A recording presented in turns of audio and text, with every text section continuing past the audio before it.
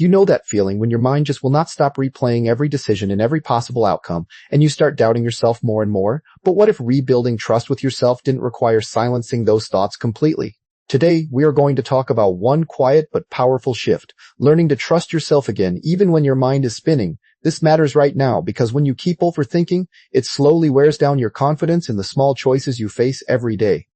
And when you start to rebuild that trust, you begin to feel a little more at ease, a little less stuck in your own head. Most of us think trust means having perfect certainty, but that is actually the opposite of what we need. So in this video, I want to walk you through a gentle, step-by-step way to reconnect with your own inner voice. And the first step starts with something you might be overlooking right now. Trusting yourself when you keep overthinking sounds almost impossible, but it's really about learning to listen to your own inner voice despite the noise. This matters because overthinking often drowns out the quiet certainty that already lives inside you. In simple terms, it means you can make a decision and feel okay even when your mind keeps spinning doubts. For example, you might choose a career path and still have a dozen what-if questions pop up, but you don't let them paralyze you. A realistic truth is that trusting yourself doesn't mean you'll never second guess again. It means you learn to act anyway. The relief here is that you stop needing perfect clarity before you move forward. Your simple takeaway is that self-trust is a skill, not a feeling you have to wait for. Now let's look at why this skill matters so much for your everyday peace of mind. When you can't trust yourself, every small choice feels heavy, and that weight drains your energy all day long. This matters because your well-being depends on feeling grounded in your own decisions, not constantly second-guessing them. Think of it like this. Self-trust is the foundation that lets you rest, even when life is uncertain. Practically, it means you spend less time rethinking what you already decided and more time actually living. A common pitfall is believing that more thinking will bring peace, but it usually just brings more anxiety. The insight here is that trusting yourself actually reduces mental fatigue and frees up space for what matters. Your takeaway is that self-trust isn't selfish, it's a form of self-care that protects your energy. Next, let's explore what life looks like when this trust is missing. Without self-trust, you might find yourself stuck in loops of replaying conversations or questioning every move you make. This matters because that constant doubt slowly erodes your confidence and makes you feel smaller over time. In simple terms, you become your own worst critic, always looking for proof that you're wrong. A practical example is spending an hour deciding what to wear or what to say in a text, only to change your mind again. The realistic truth is that this pattern often comes from past experiences where you were criticized or made to feel unsure. The benefit of recognizing this is that you can stop blaming yourself for being broken and start seeing it as a learned habit. Your takeaway is that missing self-trust isn't a permanent flaw, it's a pattern you can shift. Now let's look at the common habits and beliefs that keep this pattern going. Before we move on, take a breath and notice how that felt for you. If any part of this video really resonated, I would love to hear about it in the comments below. Maybe it was the idea of noticing your inner critic, or that tiny step of asking yourself what you actually want. What is one small act of self-trust you could try this week? Sharing your thoughts helps you remember you are not the only one figuring this out. And if this topic is something you want to explore more, go ahead and hit that subscribe button. That way you will not miss the next video when it comes. Thanks for being part of this conversation. One big habit that blocks self-trust is constantly seeking reassurance from others before you feel okay with a choice. This matters because it trains your brain to rely on outside approval instead of your own inner knowing. Another pattern is perfectionism, where you believe you must have all the answers before you can trust yourself. A practical detail is that you might also have a belief that making a mistake means you're not trustworthy, which isn't true.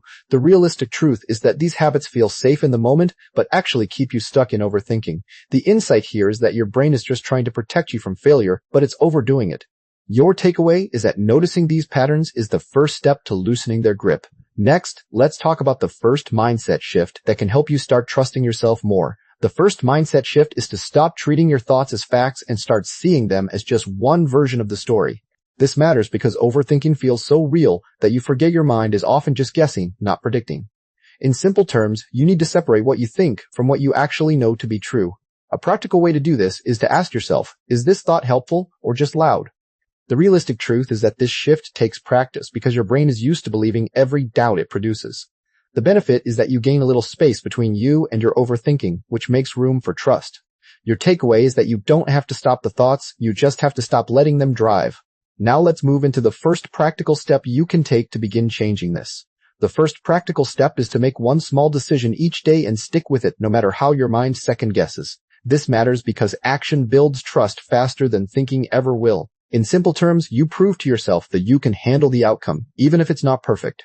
A practical detail is to start with something tiny, like choosing what to eat for lunch and not changing your mind. The realistic truth is that your brain will resist at first, and that's normal. It's just a habit trying to stay in control. The insight here is that each time you follow through, you send a signal to yourself that you are reliable. Your takeaway is that trust is built through small, consistent actions, not big leaps of faith. And once you start practicing this, you'll be ready for the next step, which we'll explore together in just a moment.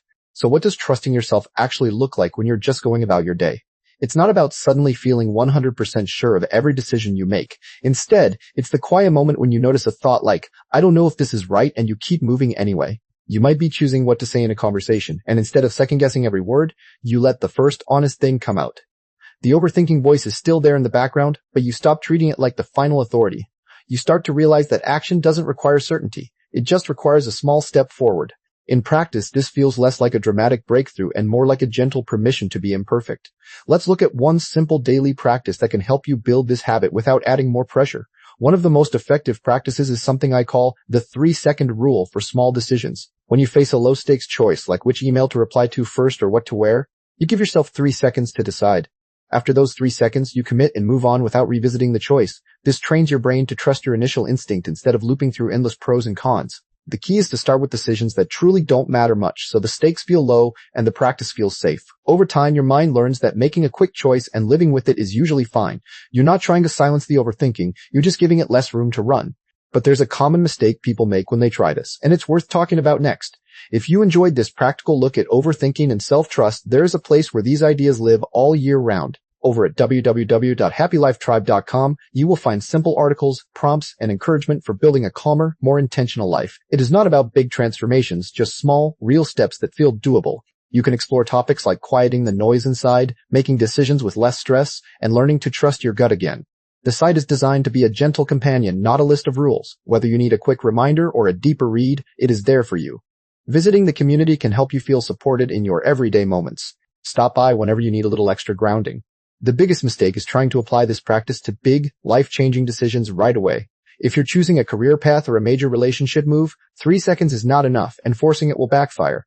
People often get discouraged because they try to trust themselves on something huge, fail, and then assume the whole idea doesn't work. The truth is, trust is built on small wins, not heroic leaps. Another mistake is expecting the overthinking to disappear completely, which sets you up for disappointment. The goal isn't to eliminate doubt, it's to act despite it, and that takes gradual practice. Start with the tiny choices, and let the confidence trickle up to bigger ones naturally. Once you understand that, the whole process starts to feel much more realistic and less overwhelming. To keep this from feeling like another chore, remind yourself that you're not trying to fix everything at once. You're simply experimenting with one small shift in how you handle a single moment of doubt. Think of it like learning a new language. You don't expect fluency on day one, you just practice a few words. The same goes for trusting yourself. You start with one low-stakes decision per day and notice how it feels. If you mess up or second-guess yourself later, that's not failure. That's data for next time. The realistic goal is progress, not perfection, and progress often looks like a 2-step forward, 1-step back rhythm. When you lower the bar that much, the pressure lifts and you actually want to keep trying. And as you keep trying, you'll start to notice real changes in how you feel emotionally and mentally. The first change you might notice is a subtle drop in the background anxiety that usually follows a decision. Instead of replaying your choice for hours, you find yourself moving on to the next thing more quickly. There's also a growing sense of self-respect because you're proving to yourself that you can handle uncertainty. You start to feel less like a passenger in your own life and more like someone who's actually driving. The overthinking doesn't vanish, but it loses its sharp edge. It becomes more of a whisper than a shout. You also begin to trust your own judgment more because you see evidence that your choices usually work out okay. This emotional shift is gradual, but it builds a foundation of quiet confidence that feels solid. Of course, life gets busy and stressful, so let's talk about how to keep this momentum going when things get chaotic. When life gets hectic, the easiest thing is to fall back into old overthinking habits because they feel familiar. To keep momentum, you need a tiny anchor, something so simple you can do it even on your worst day. That anchor could be a single breath before you make any decision, just to remind yourself you have a choice. Or it could be a one-word mantra like next that you say after you decide, signaling your brain to move forward. The key is to make the practice so small that it's almost impossible to skip, even when you're exhausted. You don't need to do the full 3-second rule every time. Just one conscious moment of trust is enough. Consistency matters more than intensity, so protect that tiny habit like it's the most important thing you do. And once that habit feels natural, you'll be ready to explore what happens when you start applying this trust to bigger parts of your life. Over time, this shift doesn't just change how you feel, it changes how you move through your day. Instead of second-guessing every little decision, you start to notice a quiet steadiness underneath your thoughts. You still think things through, but the endless loop of what if loses its grip on you. For example, when a doubt pops up, you might pause, take a breath, and remind yourself that you've handled hard things before. That small pause becomes a habit, and it slowly rewires how your brain responds to uncertainty. You'll find that you spend less energy arguing with yourself and more energy actually living. The real relief here is that your inner voice becomes more like a calm guide than a loud critic. This kind of change doesn't happen overnight, but it does build, and that's exactly where we need to look next. One of the most powerful things about learning to trust yourself is knowing you are not in it alone. At www.happylifetribe.com, you will find a space where others are working through the same struggles. People share their experiences, offer kind words, and remind each other that slow progress is still progress. Being part of a community like this can give you the encouragement to keep going when doubt creeps in. If you want to feel more connected and supported, consider subscribing to the channel and joining us there. You do not have to have it all figured out to belong. Together, we can practice living with more intention, gratitude, and emotional balance. I would love to see you in the community whenever you feel ready. Even after you've made real progress, a setback can still hit you out of nowhere. Maybe a big decision at work, a relationship conflict, or an unexpected change stirs up all that old overthinking. It's easy to feel like you've failed, like all your practice was for nothing. But here's the truth. Setbacks are not a sign that you're back at square one. They're just part of being human, and they don't erase the work you've done. The difference now is that you have a reference point. You know what it feels like to trust yourself, even if you lose sight of it for a moment. That memory alone can help you steady yourself faster than you ever could before. So when a slip happens, it's not the end. It's actually a chance to practice recovery, which is what we'll talk about next. When you notice yourself spiraling back into overthinking, the first step is not to fight it. Instead of judging yourself for slipping, just name what's happening. I'm overthinking again, and that's okay. Then, gently bring yourself back to one small fact you already know to be true about the situation. Maybe it's something like, I've made good choices before, even when I wasn't sure. That single anchor can stop the mental loop from going any deeper. From there, you can choose one tiny action, like taking 3 slow breaths or writing down one clear thought. This isn't about fixing everything at once. It's about stopping the slide and resetting your footing. Each time you do this, you rebuild your trust a little stronger, and eventually the slips become shorter and less frequent. This whole idea of trusting yourself through overthinking is for anyone who has ever felt stuck in their own head. It helps people who are thoughtful by nature, the ones who care deeply about getting things right. It's especially valuable if you've been told you're too sensitive or overly cautious, and you've internalized that as a flaw. The truth is, your tendency to think things through is not a weakness, it's a sign of awareness. But when that awareness turns into a trap, you need tools to turn it back into a strength. This approach works best for people who are tired of wrestling with self-doubt and want a quieter, more grounded inner life. And the really good news is that you don't have to be a certain kind of person to start, you just have to be willing to try. If that sounds like you, then the next part will give you a simple way to begin today. Here's a very practical way to start trusting yourself more, starting right now. First, pick one small decision you've been overthinking, nothing huge, just a daily choice like what to wear or which route to take. Second, set a timer for 2 minutes and let yourself think about it, but no longer. When the timer goes off, make a choice based on what feels okay enough, not perfect. Then, follow through without revisiting the decision for the rest of the day. At the end of the day, note how it went. Even if it wasn't the ideal outcome, you proved to yourself that you could decide and move on. Repeat this with one small decision each day for a week, and you'll start building a habit of trust. This is not about getting it right every time. It's about showing yourself that you can survive imperfection. Learning to trust yourself when your mind keeps churning is not about silencing your thoughts. It's about learning to hold those thoughts lightly so they don't run your life. The more you practice, the more you realize that trust isn't something you have to feel before you act. It's something you build by acting anyway. Some days will still feel messy and unclear, and that's completely normal. But even on those days, the fact that you're trying matters more than getting it perfect. Over time, you'll notice a shift. You'll spend less energy fighting yourself and more energy simply being present.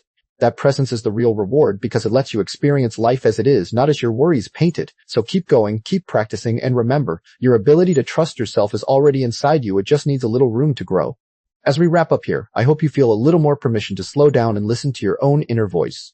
Trusting yourself is not about having all the answers. It's about learning to be okay with not knowing. You can start right now by taking one small step, maybe pausing before a decision, or writing down one thought that felt true today. If this video helped you feel more grounded, please give it a thumbs up and subscribe to Happy Life Tribe for more gentle reminders like this one. For extra encouragement and practical ideas, visit our online community at www.happylifetribe.com. There you will find support, calm living inspiration, and mindful lifestyle guidance from people who truly understand. You are not alone in this journey, and every small moment of self-trust adds up. Thank you for being here, and I will see you in the next video.